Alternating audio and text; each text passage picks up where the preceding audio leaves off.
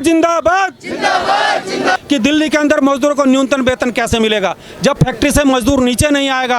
आपका श्रम निरीक्षक जो आज 2 लाख मजदूरों पे एक इंस्पेक्टर जाके करेगा क्या? आज ये हालत है कि न्यूनतम वेतन लागू कराने के लिए अगर कोई मजदूर अगर केस डाल देता है तो 3 साल 4 साल से पहले उसका फैसला नहीं होता।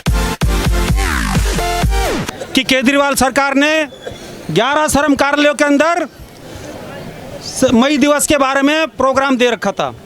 हम उनसे दिल्ली सरकार के जो मुख्यमंत्री हैं अरविंद केजरीवाल से पूछना चाहते हैं कि एक तरफ तो आप न्यूनतम वेतन 17,234 रुपये दिल्ली के अंदर लागू कर दिया, लेकिन उसे लागू कराने के लिए आपके पास कोई व्यवस्था नहीं है। 90 के अंदर दिल्ली के अंदर 80 इंस्पेक्टर आया करते थे और आज दिल्ली के अंदर 11 श्रम कार्यालय है और वहाँ पर 20 इंस्पेक्टर हैं और दिल्ली के अंदर 40 लाख मजदूर काम कर रहे हैं, छोटे मोटे फैक्ट्रियों के अंदर काम करने वाले हैं। लेकिन उनसे पूछना चाहते हैं कि आप न्यूनतम वेतन बढ़ा देते हैं और आज कारखानेदार दिल्ली से भाग रहे हैं। दिल्ली सरकार ना तो न्यूनतम वेतन बढ़ाने के लिए कोई दबाव डालते मालिक पे और ना ही जो कारखानेदार यहाँ से भाग रहे हैं उस पर रोक लगाती है।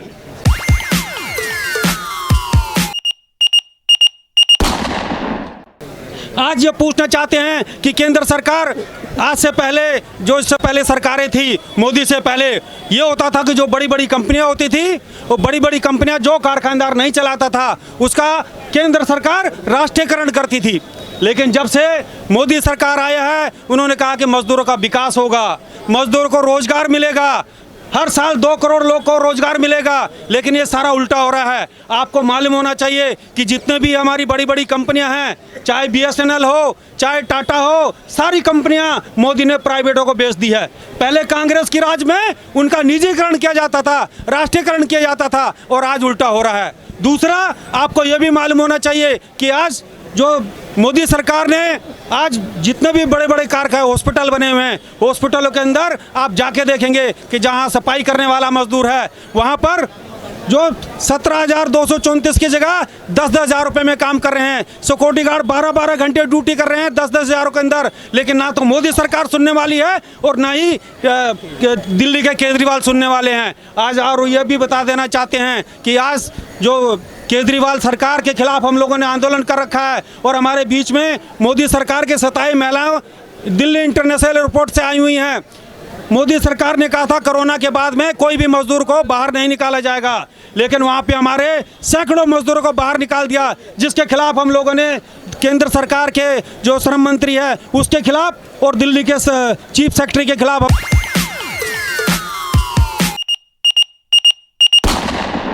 मजदूरों के संघर्ष और मजदूरों के आंदोलन के कारण है। लेकिन अगर जो आज अखबारों के अंदर पढ़ते हो कि मोदी सरकार हो चाहे दिल्ली सरकार हो बड़े बड़े भाषण कर देती है, लेकिन नीचे जाके देखिए जो हमारी महिलाओं कर्मचारी है दिल्ली के अंदर आज 5-7 हज़ार के अंदर काम कर रही हैं। आप उद्योग नगर चले जाइए, एशिया का सबसे बड़ा इंडस्ट्री एरिया बवाना है, वहाँ जाके देखिए मालिकों ने यूनियन ना बने उसके लिए मजदूरों को फैक्ट्री के अंदर मालिकों को वर्करों को क्या रखा है, आप काम करोगे तो ऊपर फैक्ट्री के अंदर काम करो, ऊपर ही रहोगे नीचे नहीं आओगे।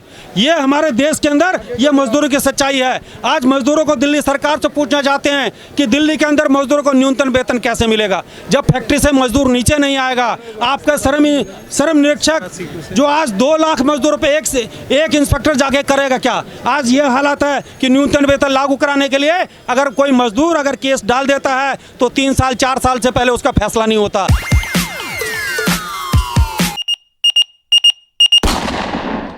अगर फैसला हो भी गया तो कोर्ट के अंदर रिकवरी के लिए वो 3-3 साल वहाँ भी लग जाते हैं। 6 साल के अंदर या तो मजदूर नहीं रहेगा या फैक्ट्री नहीं रहेगी या कारखानदार नहीं रहेगा, हम डिग्री लेके घूमते रहेंगे। ये आज की हालत है। और इसीलिए आपके सामने ये लोकनायक जयप्रकाश हॉस्पिटल है। यहाँ पर आपको बताएं कि यहाँ पर 650 मजदूर काम कर रहे हैं। एक हॉस्पिटल में 350 हाउसकीपिंग के कर्मचारी काम कर रहे हैं। आपने सुलभ इंटरनेशनल का नाम तो सुना ही होगा। सुलभ इंटरनेशनल के मालिक बिंदर सिंह पाठक हैं। उन्होंने कोई बिहार का जो जजमेंट हुआ था उसके अंदर कहा था कि हम पर कानून लागू नहीं होता है, लेकिन जयप्रकाश हॉस्पिटल के अंदर वो ठेकेदारी प्रथा के माध्यम से 350 कर्मचारी काम कर रहे हैं, और उसी हॉस्पिटल के अंदर दूसरा ठेकेदार काम कर रहा है। उस हॉस्पिटल के अंदर दूसरा ठेकेदार ईएसआई भी दे रहा, पीएफ भी दे रहा है, और ये बिंदेश्वरी पाठक है जो उन मजदूरों को ईएसआई पीएफ कुछ नहीं कि हम पर कानून लागू नहीं होता है। मोदी सरकार और दिल्ली सरकार से पूछना चाहते हैं कि ऐसे अगर ठेकेदारी चलती रही तो मजदूरों को न्याय कब मिलेगा। ये मजदूरों का गला घोटने की नीति खत्म करनी चाहिए। इसलिए साथियों, आज हमारे देश के अंदर मई दिवस का त्यौहार पूरे धूमधाम से मनाया जा रहा है, और दिल्ली के मजदूर हमारे जो आए हैं बड़ी उम्मीद के साथ आए होते हैं कि हमारा 11 संगठन है, 11 संगठन द्वारा आज मोदी सरकार और दिल्ली सरकार को चेतावनी देके जा रहे हैं, मई दिवस पर अगर मजदूरों की आवाज़ों को दबाने की कोशिश की या इनके अधिकार नहीं मिले तो मजदूर चैन से बैठने वाला नहीं है, सड़कों पर उतरेगा